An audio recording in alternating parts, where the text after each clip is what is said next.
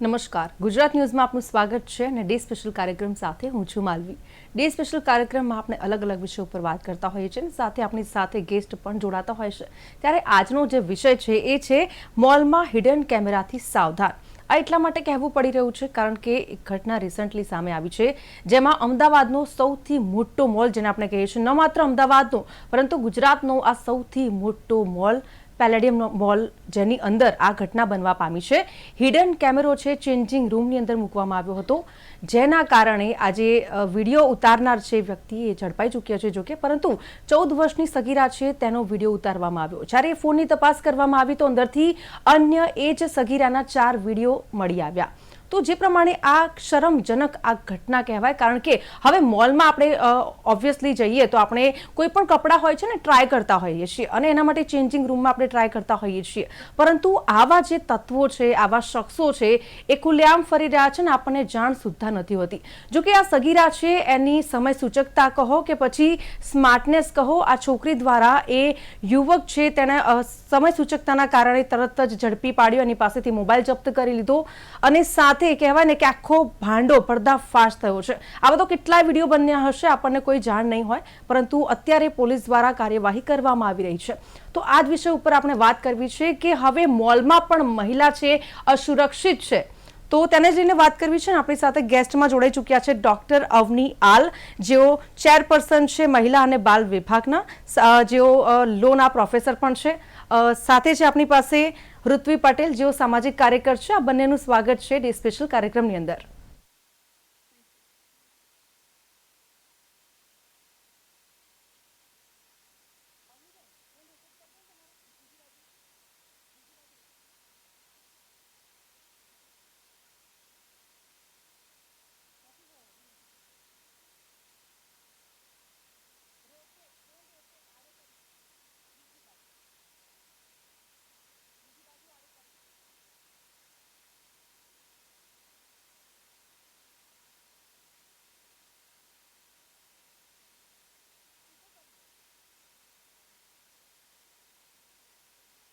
ત્યારે આ પ્રકારની ઘટના બને છે, હિડન કેમેરાથી આપણે સાવધાન રહેવાની જરૂર છે, કારણ કે આપણે પરિવાર સાથે જતા હોઈએ છીએ ને ત્યાં આ પ્રકારની જયારે ઘટના બને છે ત્યારે એ જ વિશે આપણે ગેસ્ટ સાથે વાત કરવી છે।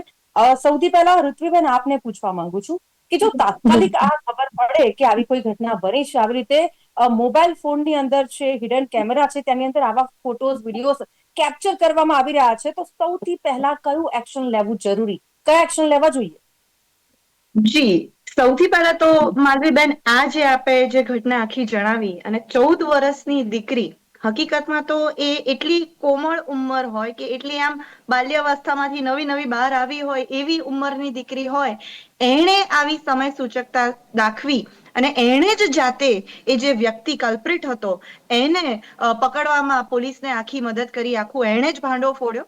તો સૌથી પહેલા તો આ દીકરીની સમય સૂચકતાને, એની સમજદારીને, એની તાકેદારીને બહુ ધન્યવાદ આપવાના રહે, કારણ કે આપે જે પ્રશ્ન પૂછ્યો કે આવું કંઈક જી થઈ જાય તો કરવાનું શું, તો સામાન્ય રીતે એક ઉંમરથી નાના બાળકોમાં, આપણે હવે વયસ્ક થઈ ગયા, આપણે સમાજના અનુભવો, લોકો જોડે કેવી રીતે રિએક્ટ કરવું, કંઈ ખરાબ થઈ જાય તો શું કરવું, એ આપણે સમજી શકીએ છીએ। છતાં પણ આપણી ઉંમરમાં પણ હજુ એવું થાય છે કે અચાનક કોઈક વ્યક્તિ કંઈક તમારી જોડે ખરાબ કરી જાય જી તો તમે બોખલાઈ જાઓ, તમે ગભરાઈ જાઓ, તમે મૂંઝવાઈ જાઓ કે આમાં કરવું શું।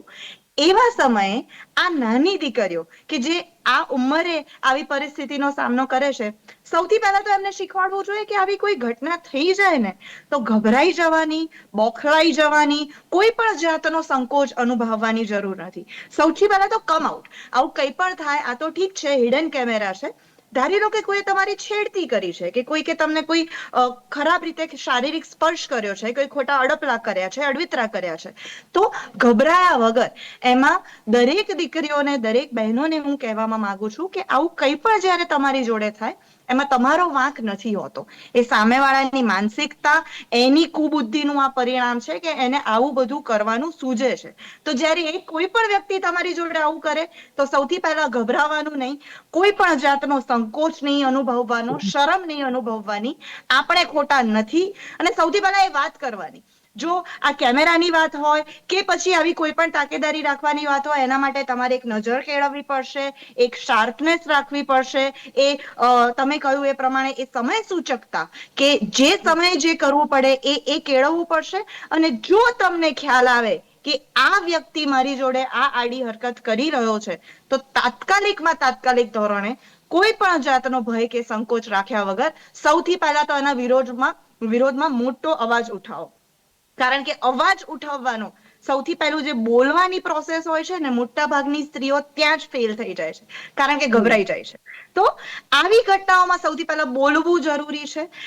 તાત્કાલિક ધોરણે તમે તમારાથી જો શારીરિક તમે સક્ષમ હો એ જે તે સમયે, તો એને ત્યાં પકડીને એને ઉભો રાખીને એને બોલીને તમે ત્યાં વિરોધ કરો, અને ના હો તો આપણે જણાવ્યું આજુબાજુમાં કે તમારા જી આપણે જણાવ્યું કે નજીકના વ્યક્તિઓમાંથી ગભરાઈ જાય છે, પરંતુ બીજી વાત એ પણ છે કે લોકો શું વિચારશે એના ડરથી પણ દીકરીઓ બોલવાથી પાછળ હટી જાય છે.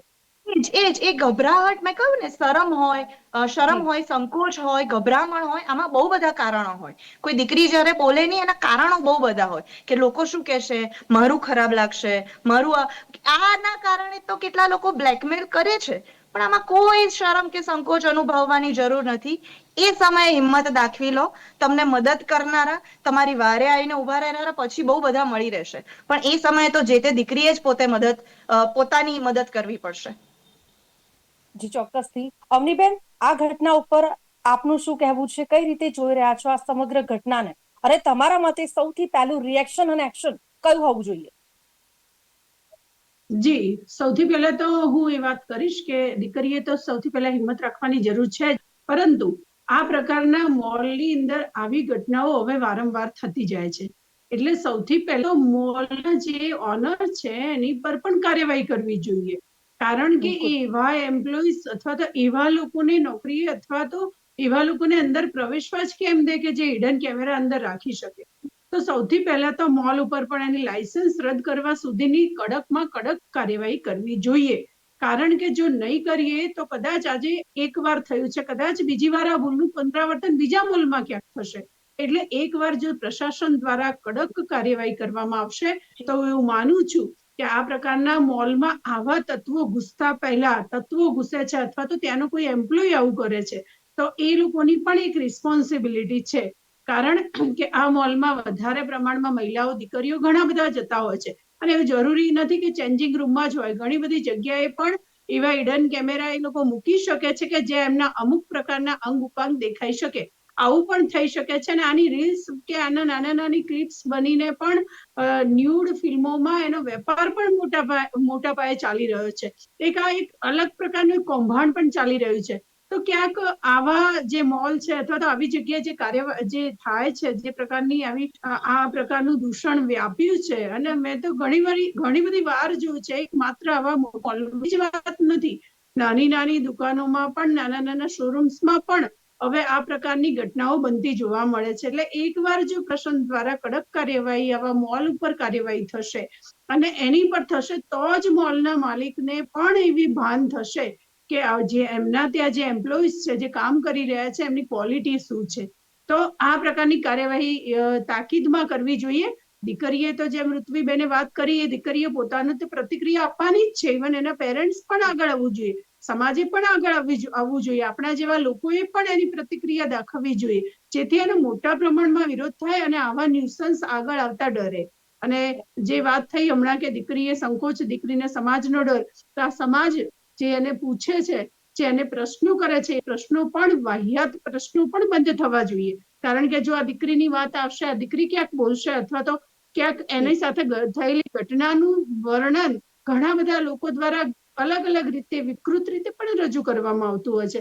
તો આ પ્રકારનું ફરીથી પરિણામ સમાજ દ્વારા પણ ન થાય. આપણે લોકોએ પણ એ રિસ્પોન્સિબિલિટી, આપણા સમાજના એમાં આપણે બધા જ આવી ગયા, તો તમામ લોકોએ પણ એ રિસ્પોન્સિબિલિટી દાખવવી પડશે કે આવી દીકરીને હિંમત આપવી પડશે અને આવા લુખ્ખા તત્વોને બહાર કાઢવા પડે અને એમના ઉપર કડકમાં કડક કાર્યવાહી થવી જોઈએ. ફક્ત હું તો એમ કહું છું કે કોઈ આઈપીસી ની કોઈ સેક્શન જ નહીં, સમાજે પણ મેથી પાક ચખાડવો જોઈએ. જે રિએક્શન જે કાયદા દ્વારા, કાનૂન દ્વારા તો આવશે જ. હું માનું છું કે હું કાયદાની વ્યક્તિ છું, એટલે કાયદા પ્રમાણે તો કામ થવું જ જોઈએ, પરંતુ હું એવું ચોક્કસ માનું છું કે સમાજે પણ જાગૃતતા દાખવીને સમાજના લોકો એકઠા થઈને જ્યારે તરત જ આવી ઘટના બની તો જે વ્યક્તિ દ્વારા બની છે એ વ્યક્તિને તાત્કાલિક ધોરણે એટ અ ટાઈમ એને એવી પ્રકારે સજા થવી જોઈએ કે જેથી એનું પુનરાવર્તન એને જોઈને બીજા પણ આવી કરવાની હિંમત ન કરે. ચોક્કસથી ઋત્વિન, આપણે કહીએ છીએ ને કે પેલેડિયમ મોલ એ ગુજરાતનો સૌથી મોટો મોલ છે અને અમદાવાદની વાત કરીએ તો અમદાવાદને તો સેફેસ્ટ સિટી કહેવામાં આવે છે અને ત્યારે મોલમાં આ પ્રકારની ઘટના બને છે. હજુ કે દીકરીઓ આવા કિસ્સામાં આપણે જોતા હોય છે કે એકદમ ચૂપ થઈ જાય છે, ક્યાંક ઇજ્જતના કારણે, છેડતીના કારણે ચૂપ બેસી જાય છે, એવા પણ દાખલા જોવા મળતા હોય છે. તો આવી પરિસ્થિતિમાં શું કરવું જોઈએ? જી સાચી વાત છે માલવીબેન. અને આ પલેડિયમ મોલ આપે કહ્યું એ પ્રમાણે એક કહેવાય ને એક્ઝામ્પલ રૂપ આપણા સિટીનું એક મોન્યુમેન્ટ કહી શકાય એવું એક એટલું સ્થાપત્ય આધુનિક કન્સ્ટ્રક્શનનું કહી શકાય કે જગ્યા એક લેન્ડમાર્ક બની ગઈ છે. એ જગ્યાએ જ્યારે આવું થાય, આપણે વિકાસ કર્યો છે, આપણે આટલા બધા પ્રોગ્રેસિવ થયા છીએ, પણ એ વિકાસની સાથે જે વિવેક આવવો જોઈએ ને એ આપણા બધામાં ક્યાંક ને ક્યાંક બધી જ જગ્યાએ ઘટે છે. આ ખરાબ ઘટના કરનારા લોકોનો પણ વિવેક ઘટ્યો છે અને એ ખરાબ ઘટનાનો પ્રતિરોધ કરનારા લોકોનો પણ વિવેક ઘટ્યો છે. એટલે માલવીબેને બહુ સારું કહ્યું કે આમાં સમાજે સમજવું પડશે. લોકો તો કાયદો એનું કામ કરશે, પ્રશાસન એનું કામ કરશે, પણ આસપાસના લોકો, માલવીબેન આપણને એવું લાગે કે આ નાનકડી ઘટના કદાચ આજનો વિષય આ છે એટલે આપણે આની પર ચર્ચા કરીશું, આની પર વાતચીત કરીશું, કાલે કોઈક નવો વિષય આવશે એના પર ચર્ચા થશે. પણ આ નાનકડી ઘટના આ એટલી સંવેદના સાથે સમજવાની વસ્તુ છે. આ 14 વર્ષની દીકરી છે ને, અત્યારે ભલે એને હિંમત કરી, એને આગળ આવીને આનો વિરોધ કર્યો, એને પકડવામાં એને પોલીસને આખી ફરજ પાડી, પણ એ 14 વર્ષની દીકરી ઉંમરના ગમે તે પડાવે પહોંચશે. આ જે ટ્રોમા એના માનસપટ પર લાગી ગયો, આ જે હાદસો એની મનોસ્થિતિને આખી જિંદગી એને હોન્ટ કરશે. આખી જિંદગી એને એ વસ્તુ ક્યાંક ને ક્યાંક બની શકે કે 40 વર્ષની પણ થઈ જશે, પણ સપનામાં આ વસ્તુ એને ક્યાંક ઝબકાઈને ઉઠાવી દેશે. આ એટલો સંવેદનશીલ વિષય છે બેન, અને આ એટલી સંવેદનશીલ ઉંમર પણ છે. આ ઉંમરમાં જ્યારે આવી ઘટનાઓ થાય ત્યારે આપે પ્રશ્ન પૂછ્યો કે દીકરીઓ ગભરાઈ જતી હોય છે. એ સ્વાભાવિક હોય છે, કારણ કે કોઈ એવી તૈયારીઓ સાથે ના જતું હોય કે આજે મારી જોડે આવું થઈ જશે તો આજે આવું. આપણે લોકો તો તમે કહ્યું એ પ્રમાણે અમદાવાદને સેફેસ્ટ સિટી કહેવામાં આવે છે અને સાચી વાત છે. કમ્પેર ટુ બીજા બધા શહેરોની કમ્પેરિઝનમાં આપણું શહેર ખરેખર બહુ સારું, બહુ સરસ રીતે. નવરાત્રીમાં આપણે માહોલ જોયો કે રાત્રે 3-3, 4-4 વાગે દીકરીઓ ગરબા રમીને 2 વ્હીલર પર એકલી પાછી આવતી હોય છે. પણ આવા છૂટાછવાયા જે કહેવાય ને કે આવા દૂષણ તત્વો જે હોય છે, છૂટાછવાયા દરેક સમાજમાં રહેવાના. અને એનો સૌથી પહેલો પગથિયું છે કે સૌથી પહેલા તાકેદારી રાખીએ. માત્ર ને માત્ર હિડન કેમેરા નહીં, અત્યારે મોબાઈલ અને ઇન્ટરનેટનું એક્સેસ મોટા ભાગના બધા લોકો જોડે છે. બની શકે કે તમે ગરબા કરતા હો અને તમારા વસ્ત્રો કંઈક એવા હોય, એ વખતે પણ કોઈક તમારો આડો આવો વિડીયો લઈ શકતું હોય. બની શકે તમે બીજે ક્યાંય તમારી કમ્ફર્ટમાં તમે માલી રહ્યા હો, પણ કોક વિકૃત માનસિકતા વાળું આવીને આ જે કેમેરાનો એક્સેસ બધાને મળી ગયો છે ને, એટલે આમાં ઘણીવાર એવું થાય કે કેટલી બાજુ નજર રાખવાની, કેટલી તાકેદારી રાખવાની. આપણે મોલમાં શોપિંગ કરવા ગયા હોઈએ તો આનંદીથી ગયા હોઈએ, મજા કરવા ગયા હોઈએ, ત્યાં પણ ગભરાટ અનુભવવાની. અત્યારે સીધી વસ્તુ છે કે તહેવાર રોજ ચાલી રહ્યા છે, લોકો શોપિંગ માટે જતા હશે, માતા જી પિતા સાથે જતા હશે, ફ્રેન્ડ સર્કલ સાથે જતા હશે, તે લોકો પોતાની જી મસ્તીમાં હોય છે અને ઓબ્વિયસલી મોલમાં જયારે જાય છે ત્યારે કેમ જાય છે તો કે ભાઈ આ કપડાં છે આપણે ટ્રાય કરીને લઈએ, જેથી કરીને આપણને એક્ઝેક્ટલી. ધક્કો ના પડે. જી જી એટલે એ જ વસ્તુ છે કે આપ આનંદ માટે જ જતા હોય છે. કોઈ ત્યાં તો તમે ગભરાઈને ને બીને અડતા ફરતા રહો તો એ તો એનો કોઈ મતલબ નથી. પણ જ્યારે આવી ઘટનાઓ આવે ત્યારે બેને બહુ સાચી વાત કહી કે મોલના જે વ્યવસ્થાપકો છે, એના જે બધા મેનેજમેન્ટ છે, એમને તો ચોક્કસપણે આના માટે જવાબદાર ઠેરવવા જોઈએ, કારણ કે એમની જવાબદારી આવે છે જ્યારે આટલા લોકોને તમે બોલાવતા હો ત્યારે.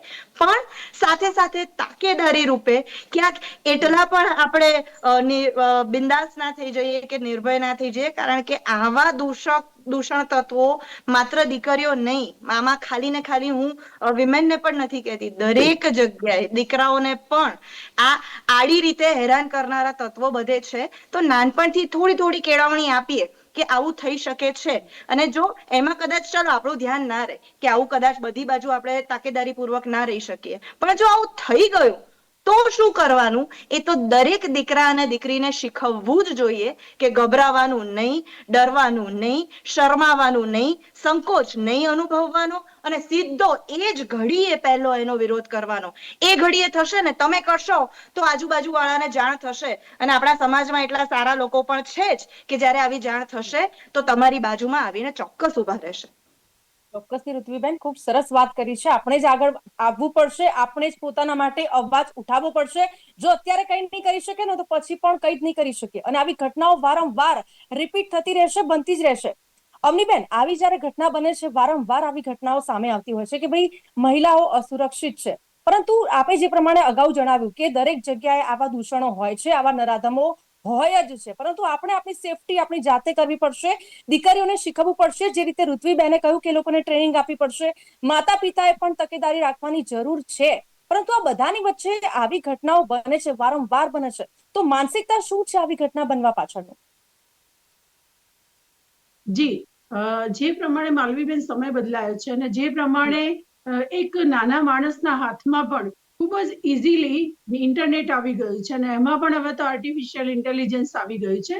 જે વ્યક્તિને જે રીતે જે વિકૃતિ પોતાની માનસિક વિકૃતિ સંતોષવી હોય એ સંતોષી શકે છે. એ કોઈ પણ પ્રકાર હોય, ચાહે દ્રશ્ય પોતાને જોઈને અથવા તો કોઈ બીજાની ઉપર એનો એપ્લાય કરીને. તો આવા પ્રકારનું જે અત્યારે જે દૂષણ વ્યાપ્યું છે, અને મેં તો ત્યાં સુધી જોયા છે, મેં ટીનેજ બાળકોને પણ આવા દૂષણમાં લપટાતા જોયા છે. એટલે કે જે પ્રકારે ઇઝીલી અવેલેબલ બધું માર્કેટમાં થઈ ગયું છે, મતલબ કે ઇન્ટરનેટ દ્વારા બધું જ પ્રોવાઈડ કરવામાં આવે છે, એનાથી લોકોની માનસિક વિકૃતિમાં વધારો થયો છે. સમય બદલાયો તેમ તેમ હું તો ખાલી એકલા યંગ એજ લોકોની જ વાત નથી કરતી, બધા જ લોકોની. ઇવન મેં તો 70 યર્સ ઓલ્ડ પીપલને પણ એવા જોયા છે કે જે માનસિક રીતે વિકૃત હોય અને આવી દીકરીઓની સાથે બસમાં બેસીને પણ વિકૃત આનંદ મેળવતા હોય.